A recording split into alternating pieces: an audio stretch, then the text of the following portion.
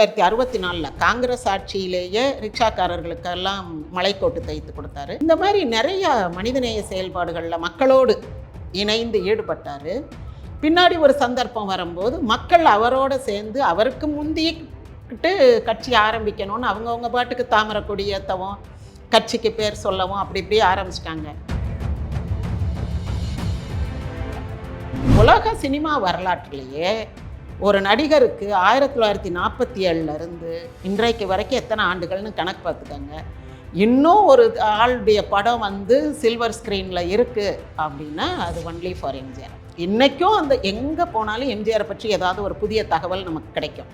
எங்கள் பகுதிக்கு வந்தார், எங்களுக்கு இந்த உதவி செய்தார் அப்படின்னு ஒன்று சொல்லுவாங்க. பஸ்ஸில் ட்ரெயினில் வரும்போதெல்லாம் யாராவது ஒருத்தவங்க சொல்லுவாங்க. இவரை பற்றி இவ்வளவு கருத்துக்கள் சொல்லும் பட்சத்தில் இவர் சினிமாவிலிருந்து அரசியல் களத்துக்குள்ள வர்றாரு. வந்ததின் நோக்கம் என்ன? கருப்பு சட்டக்காரன் திமுக காரன்றதை வந்து ஒரு குறியீடாக காட்டுறாரு. அப்படி நம்ம மக்கள்கிட்ட சொல்லிட்டு இப்போ மக்கள்கிட்ட வந்து இல்லை அவங்க ரொம்ப லஞ்சம் ஊழல் பண்ணுறாங்க அப்படின்னு போய் சொன்னால் நம்மளை மதிக்க மாட்டாங்க. அப்போ நம்ம ஏதாவது மக்களுக்கு செய்யணும், நம்ம அரசியலுக்கு வரலாம்னு நினைக்கிறாரு. ஜெய்சங்கர் அவர்கிட்ட சொல்கிறேன், உங்கள் வார்த்தைக்கு மினிஸ்டர்ஸோ யாருமே மரியாதை கொடுக்க மாட்டேன்றாங்க, நீங்கள் ரெக்கமெண்ட் பண்ணுறீங்கன்னா யாரும் செய்ய மாட்டேன்றாங்க, நீங்கள் அது என்னன்னு கொஞ்சம் மனசில் வச்சுக்கங்கன்ற. ஆக எம்ஜிஆருக்கான செல்வாக்கை குறைக்கிறதுக்கு தான் சாராய கடையை திறந்தாங்க. ரெண்டாவது மூக்க முத்துவை எம்ஜிஆர் மாதிரியே அவர் கொண்டு வர்றாரு. அப்போ எம்ஜிஆர் கொஞ்சம் அதெல்லாம் மனசுக்குள்ளே சுடுது, என்ன கலைஞர் இப்படி பண்ணுறாரு. ஆனால் கலைஞருடைய நடவடிக்கைகளை பார்க்கும்போது நம்ம மக்களை வந்து ஏமாற்றக்கூடாது, இவரை நம்புன்னு சொன்னது தப்பு.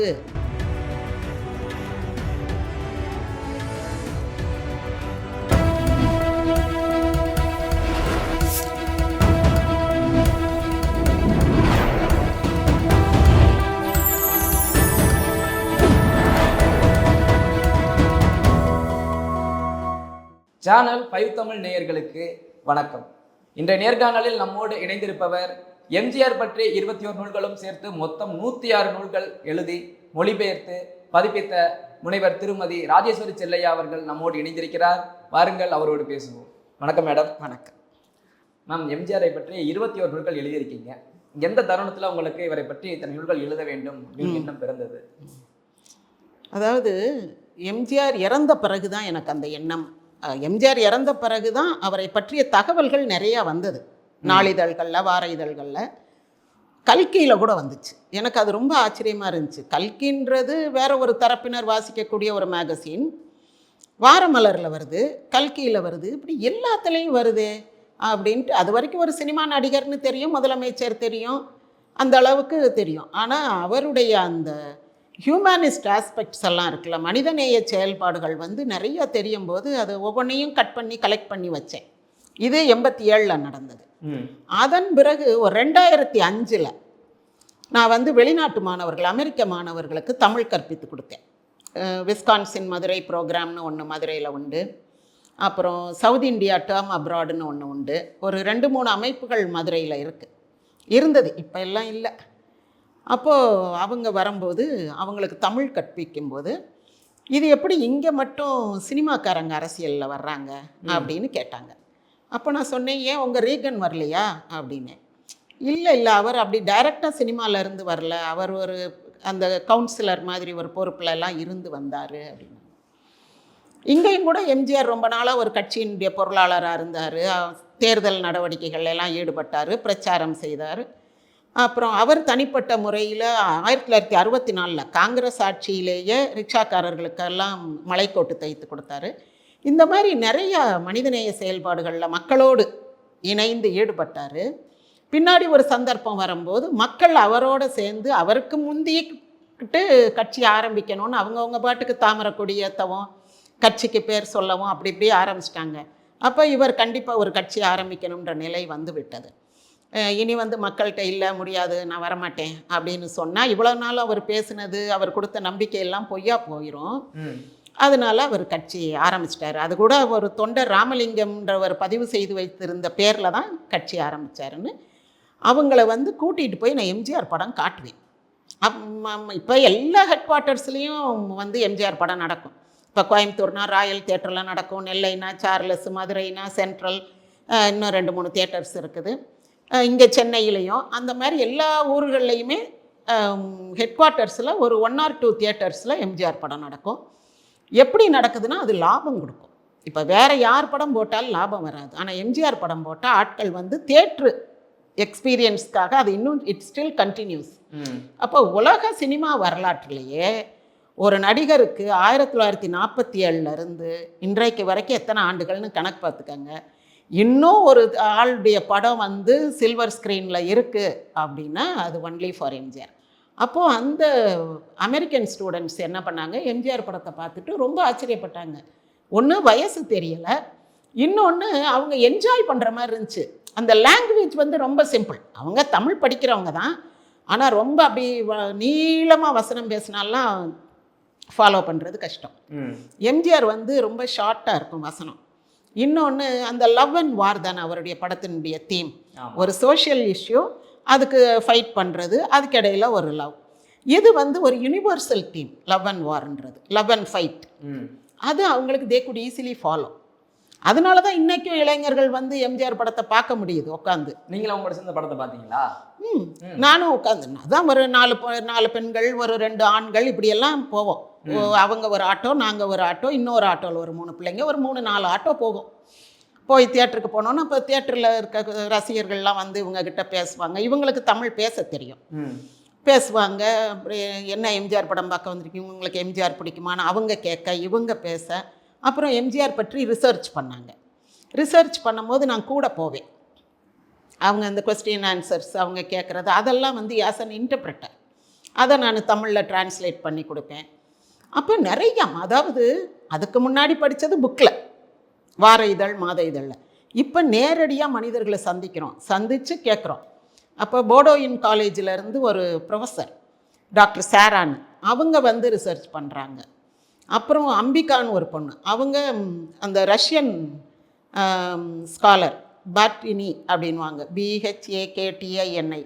அவருடைய லிட்ரரி தியரி, அதாவது காலங்காலமாக எது நிற்கும், எந்த கலைப்படைப்பு நிற்கும்னா அது எல்லா காலத்து மனிதர்களுக்கும் ஏற்றுக்கொள்ளக்கூடியதாக இருக்கணும்.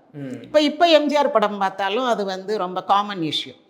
அந்த மாதிரி கொண்டு வந்தனால அவங்கெல்லாம் ரிசர்ச் பண்ணாங்க. ஒரு கட்டுரை எழுத, அந்த ஒவ்வொருத்தருக்கும் ஒரு இண்டிவிஜுவல் ரிசர்ச்னு ஒன்று உண்டு இந்த நாட்டுக்கு வரும்போது. அந்த மாதிரி பண்ணினாங்க. ரசிகர் மன்றத்தை வச்சு பண்ணினாங்க. அப்புறம் அவர் செத்து 10 வருஷம் கழித்து எப்படி இன்னும் அவர் வந்து ஹி இஸ் அலைவ் ஸ்டில் அப்படின்னு அவருடைய ரசிகர் மன்றங்கள் இன்னும் இருக்குது. செத்த பிறகுன்னு இன்னும் இருக்குது, இப்போவும் இருக்குது. அந்த ரசிகர் மன்றங்களுடைய செயல்பாடுகள் வந்து சமூக நல நடவடிக்கைகள், சோஷியல் வெல்ஃபேராக இருக்கும். அதெல்லாம் பார்த்து அவங்களுக்கு ஆச்சரியமாக இருந்துச்சு, எப்படி எம்ஜிஆருடைய லெகசி அவங்க கேரி ஃபார்வர்ட் பண்ணுறாங்கன்னு. அப்படி பண்ணினாங்க. அதில் தான் எனக்கு எம்ஜிஆர் புக் எழுதணும் அப்படின்றது அப்புறம் தோணுச்சு. அது வேற ஒரு கதை. இல்லை மேம், இப்படி 21 புக்குகள் எழுதியிருக்கீங்களே, இந்த புத்தகங்களில் நீங்கள் மறக்க முடியாத ஒரு புத்தகம் அப்படின்னு எந்த புத்தகத்தை சொல்லுவீங்க? எல்லா பிள்ளையும் என் பிள்ளை. கலியுக போராளி எம்ஜிஆர்னு ஒரு புக்கு. அதாவது கலியுகம் பிறக்கிறதுக்கு முன்னாடி நடந்த ஒரு நிகழ்வும், கலியுகம் பிறந்த பிறகு நடந்த ஒரு நிகழ்வும், ஒரு சாதாரண கதை உண்டு. ஒருத்தன் நிலத்தை விற்றுருவான், வாங்கினவே விழும்போது உள்ள ஒரு புதையல் கிடைக்கும். அப்போ அவன் அதை எடுத்துகிட்டு போய் நிலத்துக்காரன்ட்டு, இந்தா இது உன் நிலத்தில் இருந்த புதையல்னுவான். அப்போ அவன் சொல்லுவான், நீ வாங்கிட்ட, இனி அது உனக்கு சொந்தம், நான் வாங்க மாட்டேன்னுவான். இது கலியுகம் பிறக்கிறதுக்கு முத நாள்.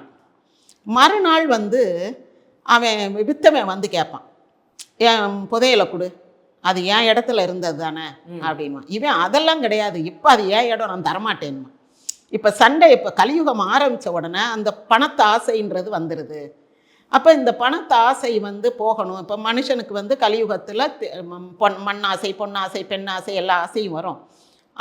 வந்து நிறைய தவறுகள் செய்ய தோணும். அதுக்காக அந்த பஞ்சமா பாதகம்னு சொல்கிறாங்களே, கொலை, களவு, மது, அது எல்லாம் நடக்கும். இதெல்லாம் வந்து சரின்னு சொல்கிற காலமாக இருக்கும். அது செய்யலாம், தப்பு இல்லை அப்படின்னு சொல்கிற காலமாக கூட இருக்கும். அப்படின்னும் போது அப்போ இந்த கலியை வந்து எப்படி ஜெயிக்கிறது, கலி புருஷன் அப்படின்னு சொல்லுவாங்க. கலி அப்படின்னா இந்த சாட்டன் மாதிரி அல்லது ஒரு சனி மாதிரி ஏதாவது ஒன்று, அந்த இதை வந்து எப்படி ஜெயிக்கிறது, தீமையான நடவடிக்கை தர்மத்தின் மூலம் மட்டும்தான் ஜெயிக்க முடியும்னு கிருஷ்ண பரமாத்மா சொன்னதாக ஒரு கதை உண்டு. அது வந்து எதுக்கு சொன்னாங்களோ தெரியாது. ஆனால் எம்ஜிஆர் வந்து அந்த தர்மத்தை கையில் எடுத்து கேட்டாலும் கொடுப்பாரு, கேட்காம அவருக்கு கேள்விப்பட்டாலும் கொடுப்பாரு. வந்து வாங்கணும்னு எதிர்பார்க்க மாட்டார், அவரே கொடுத்து கூட விடுவார். அவங்க கஷ்டப்படுறதா தெரியுது, இதை கொண்டு போய் கொடுத்துருங்க அப்படின்னு பல வகையாக அவங்க மனசு புண்படாமல் வரட்டும் 4 நாள் அலையட்டும் அப்படின்லாம் நினைக்காம, அல்லது கேட்டதை விட கொஞ்சம் குறைச்சி கொடுக்கறது அப்படின்ட்டு. அப்புறம் இல்லைன்னா 2 வார்த்தை பேசுகிறது, புத்தியா பொழைச்சிக்கையா, இதை வச்சாவது திரும்ப திரும்ப அப்படின்னு வராத அப்படின்ற மாதிரியெல்லாம் அவங்கள இழிவுபடுத்துகிற மாதிரி காயப்படுற மாதிரிலாம் பேசாமல், கொடுக்கறதுக்கான பாக்கியம் கிடைச்சிருக்கே அதுவே ஒரு நமக்கு கிடைச்ச பெரும் பாக்கியம்னு கடவுளுக்கு நன்றி சொல்லி கொடுக்குற மாதிரி கொடுக்கறது. அப்படியெல்லாம் அவர் தர்மத்தை வந்து தன்னுடைய ஒரு வாழ்க்கையினுடைய ஒரு குறிக்கோளாக பின்பற்றுறதுனால அவர் வந்து கலியுக போராளி. இப்போ இந்த கலியுகத்தில் வந்து நல்லவன் கூட கெட்டவனா பேர் வாங்கிடுறான், கெட்டவே நல்லவனா பேர் வாங்குறான். கருணாநிதி ஒரு வசனம் எழுதியிருப்பார், சிலரை சில காலம் ஏமாற்றலாம், பலரை பல காலம் ஏமாற்ற முடியாது அப்படின்னு. மருதநாட்டு இளவரசின்னு மந்திரிக்குமாரி வசனம். அதே மாதிரி இப்போ ஒரு காலத்தில் வந்து எம்ஜிஆர் சும்மா விளம்பரத்துக்கு தர்மம் பண்ணார், அல்லது வருமான வரி ஏய்ப்புக்கு தர்மம் பண்ணாருன்னுவாங்க. ஆனால் இன்னைக்கு வரைக்கும் அவர் வந்து ஒரு வள்ளல், வாழ்ந்து காட்டிய வள்ளல்ன்ற பேர் இருக்குது. இன்றைக்கும் அந்த எங்கே போனாலும் எம்ஜிஆரை பற்றி ஏதாவது ஒரு புதிய தகவல் நமக்கு கிடைக்கும். எங்கள் பகுதிக்கு வந்தார், எங்களுக்கு இந்த உதவி செய்தார் அப்படின்னு ஒன்று சொல்லுவாங்க. பஸ்ஸில் ட்ரெயினில் வரும்போதெல்லாம் யாராவது ஒருத்தவங்க சொல்லுவாங்க. அப்போது அந்த கலியுகத்தினுடைய கஷ்டங்கள், ஆசா பாசம் எல்லாம் அவருக்கும் இருந்திருக்கும். அதையெல்லாம் மீறி அவர் வந்து இந்த தர்மத்தின் பேரில் நம்பிக்கை வைத்து அதை தொடர்ந்து செய்தார்னா அவர் தான் கலியுக போராளி. கலியை எதிர்த்து போராடுறார். ஏன்னா அவர் இருந்த ஃபீல்டு அப்படி. அங்கே மாது எல்லாமே ஏராளம் தாராளம். ஆனால் அதையும் மீறி அவருடைய பேர் நிற்குதுன்னா அவர் செய்த தர்மம் தான். அந்த புக்கே எனக்கு ரொம்ப பிடிக்கும். அந்த புத்தகம் சொல்ல வரது நம்ம மகாபாரத கர்ணனை இங்கே கண்முன் காட்டிய கர்ணன் சொல்ல வருதோ. கர்ணன் வந்து அன்னதானம் பண்ணலை, அவருக்கு அதனால அவருக்கு வந்து சொர்க்கம் கிடைக்கலன்னு சொல்லுவாங்க. அந்த ஒரு தானத்தையும் விட்டு வைக்கல. இவர் அதைத்தான் மெயினாக பண்ணார். ஏன்னா இப்போ சிலர் சொல்லுவாங்க அவர் சாப்பாட்டு கஷ்டப்பட்டார் பண்ணார். சாப்பாட்டுக்கு அவர் மட்டுமா உலகத்தில் கஷ்டப்பட்டார்? எத்தனை பேர் கஷ்டப்பட்டவங்க இருந்தாங்க, எத்தனை பேர் அதில் வந்து பணக்காரங்களானாங்க, பெருங்கோடீஸ்வரர்களானாங்க. அவங்கெல்லாம் தர்மம் பண்ணிக்கிட்டா இருந்தாங்க. ஏதோ கேட்டால் செய்வாங்க, அல்லது ஒரு பார்ட் ஆஃப் த இன்கம் வந்து அதுக்குன்னு ஒதுக்கி இருப்பாங்க. அதை வச்சு அவங்க ஏதோ செய்வாங்க. ஆனால் போகிற இடம் வர்ற இடம், கேட்டவன் கேட்காதவன் நின்னவன், காரில் போகும்போது அந்த அவனை கூப்பிட்டு அவன் வந்து அன்னைக்கு நம்ம இந்த ஃபஸ்ட் ப்ரைஸ் வாங்கினவன்ல அந்த ஸ்டூடெண்ட் இல்லை, என்னப்பா அப்படி ரோட்டில் நடந்துக்கிட்டு தெரிகிற, வேலைக்கு எங்கேயும் போலையா, நீ தானே அன்னைக்கு வந்து ஃபஸ்ட் ப்ரைஸ் வாங்கின உங்கள் காலேஜில்? ஆமாங்க. வேலை ஒன்றுங்க, காரில் ஏறு, வேலை ஒன்றும் கிடைக்கல, ட்ரை பண்ணிக்கிட்டு இருக்கேன். அப்புறம் சாப்பாட்டுக்கு என்ன பண்ணுறான்? அம்மா அப்பா வேலை பார்க்குறாங்க, உனக்கு வெக்கமா இல்லையா இவ்வளோ பெரிய பையனாக இருந்துக்கிட்டு அம்மா அப்பா காசில் சாப்பிட்றதுக்கு அப்படின்ட்டு அவனுக்கு ஒரு வேலைக்கு ஏற்பாடு பண்ணுறாரு. இந்த மாதிரி சும்மா தெருவில் போகிறவனெல்லாம் கூப்பிட்டு நல்ல மார்க் வாங்கினவன், நல்லா படித்தவன், என்ன இப்படி வேலை இல்லாமல் திரியிறான், 11 மணிக்கு ஒருத்தர் ரோட்டில் திரியிறான்னா அவன் ஆஃபீஸ்லாம் இருக்கணும் அப்படின்னு போகிற வரவனெல்லாம் கூப்பிட்டு ஹெல்ப் பண்ணுவார். ஒரு நாள் ஒரு 2 பிள்ளைங்க ஒரு 12-10 வயசு அண்ணனும் தங்கச்சியும் சைக்கிளை உருட்டிக்கிட்டு போகுதுங்க. ஒரு மேட்டில் ஏறும்போது ஓட்ட முடியலை, உருட்டிகிட்டு போகுது. அப்புறம் பள்ளத்தில் ஓட்டலாம்னு. அப்போ கூப்பிட்டு எங்கே போகிறீங்க அப்படின்றார். நாங்கள் மியூசிக் கிளாஸ் போகிறோன்னு. இப்படி என்ன சைக்கிளை மிதிச்சுக்கிட்டு போகிறீங்கன்னு? இல்லை அது கொஞ்சம் தூரம், அதனால் நாங்கள் வந்து 2 பேரும் சைக்கிளில் ஏறி போவோம், இப்படி மேடுகளில் நாங்கள் இறங்கி உருட்டிக்கிட்டு போவோம். உடனே அதுகளுக்கு வந்து அந்த படிக்கிறதுக்கான வசதிகள் வேறு என்ன வேணும் அப்படின்னு கேட்டு ஒரு செய்து கொடுக்குறாரு. அந்த மாதிரி சும்மா வரவங்களெல்லாம் கூப்பிட்டு யாரும் ஹெல்ப் பண்ண மாட்டாங்க. அந்த வகையில் இவர் வந்து தனித்து நிற்கிறார். அது அவருடைய ஸ்பெசிஃபிக் யூனிக் கேரக்டர். வந்து மற்ற தர்மம் பண்ணுறவங்க ஏராளமானோர் இருக்காங்க, ஆனால் இப்படி வந்து தர்மம் பண்ணுறது இவர் ஒரு ஆள் தான். அதாவது வேலைகளுக்கு மத்தியில் உதவி செய்பவர்கள் இருக்கும் பட்சத்தில் இவர் உதவியவே வேலையாக செஞ்சுருக்காரு. இல்லை மேம், இவரை பற்றி இவ்வளவு கருத்துக்கள் சொல்லும் பட்சத்தில் இவர் சினிமாவிலிருந்து அரசியல் களத்துக்குள்ள வர்றாரு. வந்ததின் நோக்கம் என்ன? அந்த நோக்கம் முழுவதுமாக நிறைவேறுச்சா? இப்போ வந்து அவருக்கு முதல்ல அரசியலுக்கு வரணுன்ற ஆசையெல்லாம் கிடையாது. திடீர்னு நம்ம வந்தால் என்ன நல்லா இருக்கும் போலே அப்படின்னு. ஏன்னா சினிமாவுக்கு அடுத்துன்னு ஒரு யோசனை வரும்போது இதை விட பெட்டராக தானே போகணும். இல்லைன்னா அவர் ஒரு தடவை என்ன சொல்கிறார், இதே வினை படத்தில் ஷூட்டிங்கில் ஜி சவுந்தலா அதில் அவங்க தான் மந்திரிக்குமாரியில் ஜோடியாக நடிச்சிருப்பாங்க. பெரும்பாலும் அவர் ஜோடியை வந்து அடுத்து அக்கா தங்கச்சி அப்படி மாற்றி மாற்றி போட மாட்டார். அது சிவாஜி படத்தில் அப்படி போடுவாங்க. அப்படி போட்டனாலேயே சிவாஜியும் சாவித்திரியும் நடித்த படங்கள் எதுவுமே ஓடலை. பாசமலருக்கு அப்புறம் வந்த படங்களில் மக்கள் மனசில் அவங்க அண்ணன் தங்கச்சினே ஃபிக்ஸ் ஆயிருச்சு. ஆனால் சிவாஜியை பொறுத்தளவுக்கு ஒரு நடிகை, அவர் வந்து அண்ணன் அந்த பொண்ணு கூப்பிட்டாலும் ஜெமினியை மாப்பிள்ளைன்னு கூப்பிட்டாலும் அவரை பொறுத்தளவுக்கு நடிகை அப்படின்றனால சரின்னு நடிக்கிறதுக்கு போடுறாங்க. ஆனால் அந்த படங்கள் ஓடலை, மக்கள் வந்து அதை ஏற்றுக்க தயாராகல. எம்ஜிஆர் வந்து அப்படி உடனுக்குடனே போட மாட்டார். அந்த மாதிரி வந்தது அந்த லக்ஷ்மி மட்டும்தான். ஒரு படத்தில் ஒரு தங்கச்சி மாதிரி ஒரு இதை வருவாங்க, குடிகாரனுடைய மகளா குமரி கோட்டத்தில். ஆனால் ரொம்ப நாள் கழித்து அண்ணி அம்மாவா போடுவாங்க. இந்த ஜி சவுந்தரா வந்து அண்ணியாக நடிச்சிருந்தாங்க. அண்ணி இல்லை, அம்மா. அது குழந்தை சின்ன வயசு எம்ஜிஆருக்கு அம்மா.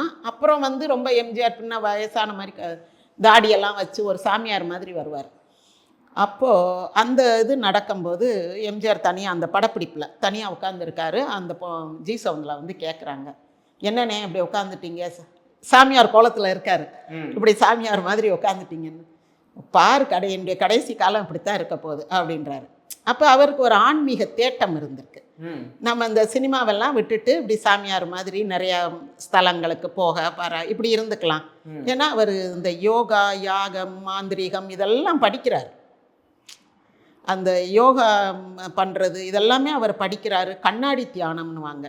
இப்படி கண்ணாடி முன்னால் நின்று இப்படி பார்த்தோம்னா நம்ம முகம் தானே தெரியும், அது மறைஞ்சு நம்ம மனசுக்குள்ளே யார் இருக்காங்களோ, இப்போ அம்மானா அம்மா, சாமினா சாமி, காதலினா காதலி, அது தெரியணும். அதுதான் கண்ணாடி தியானம். அவர் கண்ணாடி தியானம் பண்ணுறவர். இதெல்லாம் படித்தனால அவருக்கு அந்த ஒரு ஆன்மீகம் உள்ளுக்குள்ளே ஓடிக்கிட்டு இருந்தனால அப்படி போகணுன்ற நினப்பில் அவர் இருந்தார். ஆனால் என்ன ஆகுதுன்னா இடையில அவருக்கு வந்து இதுக்கு அடுத்துனா சரி அரசியலுக்கு போகலாமா, அரசியலில் ஒரு வெற்றிடம் அவருக்கு தோணுது. என்னன்னா அண்ணா மாதிரி கலைஞருடைய ஆட்சி இல்லை. அப்போ அவர் நினைக்கிறாரு எல்லாரும் குடிக்க ஆரம்பிச்சிட்டாங்க. அதில் என்ன ஜோக்குனா கலைஞர் வந்து மதுக்கடைகளை திறந்து விட்டுட்டு எம்ஜிஆரை கூப்பிட்டு நீங்கள் வந்து மது ஒழிப்பு கமிட்டி தலைவர், நீங்கள் ஊர் ஊராக போய் மது குடிக்காதன்னு சொல்லணும். இது எவ்வளவு கேலி கூத்தா இருக்கும். இவர் ஃப்ரெண்டு தான் கலைஞர், இவர் தான் கலைஞருக்காக பிரச்சாரம் பண்ணுறாரு. பிரச்சாரம் பண்ணி ஓட்டு போடுங்கன்றாரு. ஓட்டு போட்டு அவரை கொண்டு வந்தாச்சு. இப்போ அவர் கள்ளுக்கடையை திறந்துட்டார், மது கடைகளை திறந்துட்டார். இப்போ எம்ஜிஆர் போய் மது குடிக்காதீங்கன்னு சொன்னால் எல்லாரும் பார்த்து சிரிக்க மாட்டாங்களா? நீ தானப்பா அவர் வந்து நல்லவர் வல்லவர் ஓட்டு போடுன்னு சொன்னேன். இப்போ நீ வந்துக்கிட்டு அவருடைய ஸ்கீமையே நீ பொல்லாதது செய்யாதீங்கன்னா என்ன அர்த்தம்? இது மக்கள் ரொம்ப கேலிக்கூத்தாக நினைத்த விஷயம். அப்போது எம்ஜிஆருக்கு வந்து நியாயமாக என்ன தோணியிருக்கும், அண்ணா ஆட்சி மாதிரி இல்லை. ஏன்னா அண்ணாட்ட சொல்கிறாங்க நீங்கள் மதுக்கடைகளை திறங்கன்னும் போது ஒரு தொழுநோயாளி கையில் இருக்கிற வெண்ணெயை எடுத்து தின்பதற்கு சமம்ன்றார். அது வெண்ணெய் தான், ஆனாலும் அது வந்து அது தொழுநோயாளினா அந்த காலத்து நம்பிக்கை என்னென்னா தொற்று நோயின்னு நினச்சனால. இப்போ அது தொற்று நோய் இல்லைன்றது ப்ரூவ் ஆயிருச்சு. நோயே இல்லை, இப்போ அந்த நோயவே தீர்த்துட்டாங்க. வைசூரி அந்த மாதிரி தொழுநோய், டிபி எல்லாமே இப்போ சுகப்படுத்திட்டாங்க. இப்போ நோமோர் அப்படின்னு சொல்கிறாரு. நீங்கள் ஒரு தொழுநோயாளியை பார்த்தா அருவறுப்படுவீங்க, அவன் கையில் இருக்க வெண்ணெயை எடுத்து சாப்பிடுவீங்களா? அவ்வளோ அருவறுப்பான செயல் மதுக்கடைகளை திறந்து விடுறதுன்னு சொன்னார். அப்போ இதுக்கு ஒரு மாற்று நம்ம வரலாமே. இவரும் சொல் பேச்சு கேட்க மாட்டேன்றாரு. அடுத்து ரொம்ப லஞ்சம் ஊழல் தலை விரிச்சாடுது. நம்ம சொன்னாலும் அவங்க ஒன்றும் கேட்குற மாதிரி இல்லை. இதுக்கு ஒரு மாற்று நம்ம வரலாமே, மக்களுக்கு நன்மை செய்யலாமே. ஏன்னா நம்ம தானே மக்களை போய் ஃபேஸ் பண்ணி சொன்னோம். திமுகவினுடைய பிரதிநிதியாக கருப்பு சட்டை கருப்பு சட்டை சிவப்பு பேண்ட்டு, இல்லை சிவப்பு சட்டை கருப்பு பேண்ட்டு போட்டு எல்லா தத்துவ பாட்டும் கருப்பு சட்டை போட்டு தானே பாடினார். படத்தில் நீங்கள் தத்துவ பாடல்கள் பார்த்தீங்கன்னா எல்லா தத்துவ பாட்டு பாடும்போதும் அவர் கருப்பு சட்டை போட்டிருப்பார். நானானையிட்டால் பாடுறதுக்கு முந்தின சீன்லாம் சிவப்பு சட்டை போட்டிருப்பார். அதுக்கு பிறகு பார்த்தீங்க கருப்பு சட்டை. அது மாதிரி புத்தன் இயேசு காந்தி பிறந்தது கருப்பு சட்டை. அந்த மாதிரி கருப்பு சட்டைக்காரன் திமுக காரன்றதை வந்து ஒரு குறியீடாக காட்டுறாரு. அப்படி நம்ம மக்கள்கிட்ட சொல்லிட்டு இப்போ மக்கள்கிட்ட வந்து இல்லை அவங்க ரொம்ப லஞ்சம் ஊழல் பண்ணுறாங்க அப்படின்னு போய் சொன்னால் நம்மளை மதிக்க மாட்டாங்க. அப்போ நம்ம ஏதாவது மக்களுக்கு செய்யணும், நம்ம கடமைப்பட்டிருக்கோம். ஏன்னா மக்கள் நம்மளை நம்பி காசு கொடுத்து நம்ம படத்தை பார்த்துருக்காங்க. அவர் மக்களுக்கு நன்மை செய்யணும் அப்படின்ற ஒரு நோக்கத்தில் தான் நம்ம அரசியலுக்கு வரலாம்னு நினைக்கிறாரு. சரி, ஹெல்த் கான்செப்டில் முதல்ல நம்ம ஏதாவது செய்வோம் அப்படின்ட்டு கலைஞர்கிட்ட வந்து மெடிக்கல் மினிஸ்டர்னு கேட்டாருன்னு சொல்லி கேலி பண்ணுவாங்க. அவர் வந்து இல்லை நீங்கள் நடிக்கிறத நிறுத்தணும்னு சொன்னார், அவர் நடிக்கிறத நிறுத்த மாட்டேன்னு சொன்னார். இப்படி ஒரு டிஸ்கஷன் ஒன்று நடந்ததுன்னு சொல்கிறாங்க. ஆனால் நம் நாடு படம் எம்ஜிஆர் அந்த எண்ணம் வந்த உடனே நம் நாடு படத்தை நாகிரெட்டி அவங்கள சொல்லி எடுக்க சொல்கிறாரு. ம்.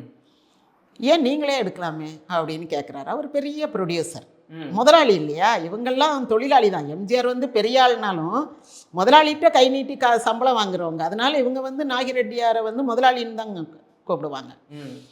ஏன் நீங்களே எடுக்கலாமேன்னும் போது, இல்லைண்ணே நான் எடுத்தால் வந்து அது ரொம்ப எக்ஸ்பிளிசிட்டாக தெரிஞ்சிடும், நான் அரசியலுக்கு வரலாமா, மக்கள் ஆதரவு இருக்குமான்னு தெரிஞ்சுக்கிறதுக்காக நினைக்கிறேன், நீங்களே எடுங்கன்னு எடுக்கிறாங்க நம் நாடு. எடுத்து அது நிஜத்துலேயே நடந்த மாதிரியே இருக்கும். முதல்ல அவரை வந்து நம்பிக்கையில்லா தீர்மானம் போட்டு வெளியேற்றிடுவாங்க. எப்படி அவர் 77 வந்துட்டு 79 அவரை டிஸ்மிஸ் பண்ணாங்களோ, படத்தில் அது தன்னை போல் அமைஞ்சிரும். இப்படி நடக்கும்னு அப்போ தெரியாது, 69 தெரியாது. ஆனாலும் அந்த படத்தினுடைய கதை அப்படித்தான் இருக்கும். அப்புறம் திரும்ப அவர் ஜெயிச்சு வர்ற மாதிரி. அப்போது மக்கள் வந்து அந்த வாங்கையா வாத்தியாரையா பாட்டெல்லாம் ரொம்ப வரவேற்கிறாங்க. வரவேற்கும்போது எம்ஜிஆர் அந்த வாசலில் ஸ்க்ரீனுக்கிட்ட தான் நின்று பார்க்குறாங்க. பார்த்துட்டு நாகிரெட்டி கையை குலுக்கி சொல்கிறார், நான் ஜெயிச்சிட்டேன், நான் அரசியலுக்கு வரலான்னு. 69 அவர் அந்த சிந்தனை வந்துருச்சு. சரி, ஏதாவது நமக்கு இந்த திமுகவில் மரியாதை குறைவாக நடந்தால் நம்ம வந்து வேற கட்சி ஆரம்பிச்சுக்கலாம், பார்ப்போம், அப்படி ஏற்பட்டால் பார்ப்போம். அப்பவே வந்துருச்சு. ஏன்னா ஜெய்சங்கர் அவர்கிட்ட சொல்கிறாரு, நீ உங்கள் வார்த்தைக்கு மினிஸ்டர்ஸோ யாருமே மரியாதை கொடுக்க மாட்டேன்றாங்க, நீங்கள் ரெக்கமெண்ட் பண்ணுறீங்கன்னா யாரும் செய்ய மாட்டேன்றாங்க, நீங்கள் அது என்னன்னு கொஞ்சம் மனசில் வச்சுக்கங்கன்ற. அப்போ அப்படி செய்ய மாட்டாங்களே, அவங்களுக்கு ஏதோ சந்தர்ப்ப சூழ்நிலை அப்படி அமைஞ்சிருக்கும்னு அவர் சொல்கிறாரு. சொன்னாலும் அவருக்கு பின்னாடி அந்த உண்மை தெரிய வருது. எம்ஜிஆர் வந்து செல்வாக்கு இல்லாமல் ஆக்கணும். இந்த ஈவினிங் வந்து எம்ஜிஆர் படத்துக்கு அப்போ டெய்லி படத்துக்கு போவாங்க இளைஞர்கள், இப்போ மாதிரி கிடையாது. அதனால தான் ஒவ்வொரு படத்தையும் 40 தடவை பார்த்தேன், 20 தடவை பார்த்தேன்னா டெய்லி படத்துக்கு போவாங்க. இப்போ எங்கள் அப்பாலாம் டெய்லி படத்துக்கு போவாங்க. எங்கள் வீட்டில் ஒரு 4-5 ரிக்ஷா வந்து நிற்கும். எந்த ரிக்ஷாவில் ஏறுறாங்களோ அவனுக்கு யோகம் என்னென்னா டிக்கெட் ஃப்ரீ. மீதி ரிக்ஷாலாம் சும்மா போகும். அந்த ரிக்ஷாவை ஓட்டிக்கிட்டே போவாங்க, அங்கே படம் பார்த்துட்டு திரும்ப வெறும் வண்டியாகவே ஓட்டிகிட்டு வருவாங்க. அப்போது டெய்லி சினிமா பார்க்குற காலம் அது. பெண்கள்னால் வாரத்துக்கு ஒரு நாள் பார்ப்பாங்க, மேட்னி அப்படி பார்ப்பாங்க. ஆண்கள் வந்து டெய்லி, அவங்களுக்கு வேறு பொழுதுபோக்கே கிடையாது. இப்போ சாராய கடை ஆரம்பித்தா பொழுதுபோக்கு ஃபுல்லாக ஆண்கள்லாம் அங்கே போயிட்டாங்க.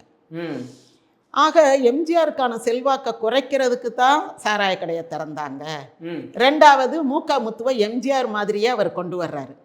அப்போ எம்ஜிஆர் கொஞ்சம் அதெல்லாம் மனசுக்குள்ளே சுடுது, என்ன கலைஞர் இப்படி பண்ணுறாரு, ஒன்று லஞ்சம் வாங்கக்கூடாதுன்னா அந்த இதை வந்து கண்டுக்க மாட்டேன்றாரு. அந்த பூச்சி மருந்து ஊழலில் இவங்களே பேசி, அப்போ யார் அன்பில் தர்மலிங்கம் தான் இருந்தார். சத்யவாணிமுத்து தான் விவசாய அமைச்சர், ஆனால் பூச்சி மருந்து அடிக்கிறதுல பேச்சுவார்த்தை நடத்துனது அன்பில் தர்மலிங்கம். அப்போ அவங்களே பேசி அதில் என்னமோ ஒரு பர்சன்டேஜ் வாங்குறாங்க. அது தப்பு இல்லையா? கவர்மெண்ட்டே வந்து கவர்மெண்ட் ஸ்கீமில் பர்சன்டேஜ் வாங்குறது. அப்புறம் அடுத்து வந்து மூகா முத்தை கொண்டு வர்றாங்க, சாராய கடையை திறக்கிறாங்க. அப்போ நம்முடைய இம்பார்ட்டன்ஸை குறைக்கிற மாதிரியே இருக்கே அப்படின்னு இவர் பொறுமையாக பார்த்துக்கிட்டே இருக்காரு. ஆமாம், அவர் அதையும் பார்க்குறாரு. 69 அடிமை பெண்ணில் ஏமாறாதே இந்த சுவருக்கும் கேட்கின்ற காது இருக்கும், அந்த பாட்டெல்லாம் வந்து விளையாட்டாக நினைக்க முடியாது. கவனிச்சுக்கிட்டே வர்றாரு. 70 வருது, பாரத் வட்டம் விருது வாங்கி தர்றாரு கலைஞர், நான் தான் வாங்கி கொடுத்தேன்றாரு. அப்புறம் இவர் அதை திருப்பி கொடுக்குறாரு. அதெல்லாம் ஒரு பக்கம் இருந்தாலும் வருது. உலம் ஸ்டாலிமன் இதுக்கு அனுப்பும்போது கலைஞரே வந்து நின்று மாலையெல்லாம் போட்டு படப்பிடிப்புக்கு அனுப்பி வைக்கிறாரு. அவங்க ஒரு 25 பேர் ஒரு குழுவாக கிளம்பி போகிறாங்க. போன பிறகு வந்து நிலைமைகள் அப்படி இல்லை. அந்த படம் வரும்போது இந்த படம் வரவே கூடாது 73. அப்போ தான் திண்டுக்கல் இடைத்தேர்தல் வருது. மே 11 படம் ரிலீஸு. படமே வரக்கூடாது அப்படின்னு ஆணை மட்டுக்கும் தடுக்கிறாரு. ஆனால் படம் வந்துடுது. அதில் அரசியலே இல்லை, அந்த முதல் பாட்டு மட்டும்தான், நம்முடைய வெற்றியை நாளை சரித்திரம் சொல்லும் பாட்டு மட்டும்தான். உள்ளுக்குள்ளே அரசியலே இல்லை. ஆனால் இன்றைக்கும் அதை வந்து ரீமேக் பண்ணுறதுக்கு எல்லாரும் ஆசைப்படுறாங்க. அது ஒரு அனைத்துலக இன்டர்நேஷ்னல் தமிழனுடைய கதை, தமிழ்நாட்டில் பிறந்த தமிழனுடைய கதை மாதிரி இருக்காது. அம்மா அப்பா எந்த சென்டிமெண்ட்டும் இருக்காது. ஒரு இங்கிலீஷ் படம் மாதிரி எதையோ சேஸ் பண்ணிக்கிட்டு போகிற மாதிரியே இருக்குது. படம் வந்தது முக்கியமில்ல, 10 நாளில் வெற்றி வந்தது. அந்த வெற்றியில் வந்து ஆளுங்கட்சி இப்போ என்ன சொல்லுவோம், ஒரு தடவை விஜயகாந்த் கூட சொன்னார் சட்டசபையில், ஜெயலலிதா சொல்லும், அது என்னது, வரக்கூடிய இடைத்தேர்தலில் நீங்கள் வேணால் ஜெயிச்சு காட்டுங்க, உங்களால் தான் நாங்கள் பதவிக்கு வந்தோம்ன்றீங்கல்ல, நீங்கள் வேணால் ஜெயிச்சு காட்டுங்கன்னு. அப்போ விஜயகாந்த் சொல்லுவார், இடைத்தேர்தலில் யார் ஜெயிப்பான்னு தெரியாதா, ஆளுங்கட்சி தன்னுடைய முழு செல்வாக்கையும் பயன்படுத்தி ஜெயிக்கும் அப்படின்னாரு. ஓரளவுக்கு அது உண்மைதான். ஆனால் 1973 நடந்த திண்டுக்கல் இடைத்தேர்தலில் ஆளுங்கட்சி 3வது இடத்துக்கு வந்தது. 2வது இடத்துக்கு கூட வர முடியலை. காமராஜ் காங்கிரஸ் தான் 2வது இடத்துக்கு வந்துச்சு. 3வது இடத்துக்கு தள்ளப்பட்டதுன்னா பாருங்க, அப்போ ஆளுங்கட்சி மேலே மக்களுக்கு எவ்வளோ அதிருப்தி இருந்திருக்கும். ஒன்று. 2வது வந்து எம்ஜிஆர் மேலே இருந்த நம்பிக்கை. எம்ஜிஆரை போய் கட்சியை விட்டு வெளியேற்றிட்டாங்களே, அவர் இந்த கட்சிக்காக எவ்வளோ பாடுபட்டார் அப்படின்ற ஒரு நம்பிக்கை. ஆனால் திமுக காரங்க என்ன சொல்லுவாங்க, கட்சிக்காக அவர் ஒன்றும் செய்யலை, கட்சி தான் அவரை ரொம்ப வளர்த்து விட்டுச்சு, நம்ம தெரியாதனமாக அவனை வளர்த்து விட்டுட்டோம், அது வந்து இப்போ நமக்கு எதிராக திரும்புது அப்படின்னு இது எப்போவுமே 2 அணியினர்னா 2 பேர் கருத்து வைப்பாங்க. அந்த மாதிரி வந்து அவர் கட்சி ஆரம்பிக்கணும்னு நினைக்கல. ஆனால் கலைஞருடைய நடவடிக்கைகளை பார்க்கும்போது நம்ம மக்களை வந்து ஏமாற்றக்கூடாது, இவரை நம்புன்னு சொன்னது தப்பு அப்படின்னு அவருக்கு புரியுது. அப்போ அவர் நம்ம அந்த மக்களுக்கு வந்து ஏதாவது செய்யணும்னு நினைக்கிறார். நம்ம கையில் பவர் இருந்தால் தான் செய்ய முடியும்னு. அதுக்கு பிறகு வந்து அந்த காலம்லாம் சேர்ந்து வருது. அதாவது இன்னொன்று சொல்லுவாங்க, காங்கிரஸ் தான் திமுகவினுடைய வலிமையை உடைக்கிறதுக்காக இப்போ இன்னைக்கு இந்த திமுகவை உடைக்கிறதுக்கு பிஜேபி ட்ரை பண்ணுதுன்றாங்கல்ல, அதிமுகவை வந்து பிச்சு பிச்சு போடுறது. அந்த மாதிரி அப்போ சொன்னாங்க, காங்கிரஸ் தான் வந்து எம்ஜிஆர்கிட்ட சொல்லி, மோகன் குமாரமங்கலம் இவங்கெல்லாம் வச்சு சொல்லி கணக்கு கேட்க சொல்லி கட்சியை உடைச்சாங்கன்னு. அப்படியே உடைத்திருந்தால் முதல்ல அடி வாங்கினது அவங்க தான். அதோட காங்கிரஸ் காலி, கம்யூனிஸ்ட் காலி. அதுக்கு பிறகு காங்கிரஸ் கம்யூனிஸ்ட்லாம் கூட்டணி கட்சியாக தான் இருந்தது. அது வரைக்கும் நேர் எதிர்கட்சி காங்கிரஸ் திமுக. அதிமுக வந்த பிறகு காங்கிரஸ் நோவேர், கம்யூனிஸ்ட் இல்லை, வேற எந்த கட்சியும் இல்லை, அதிமுக திமுக தான். அப்படிதான் இன்னைக்கு வரைக்கும் இருக்கு. பல்வேறு கேள்விகளுக்கு உங்களுடைய நேரத்தை ஒதுக்கி பதில் தந்தமைக்கு ரொம்ப நன்றி மேம். தொடர்ந்து பேசுவோம். நன்றி.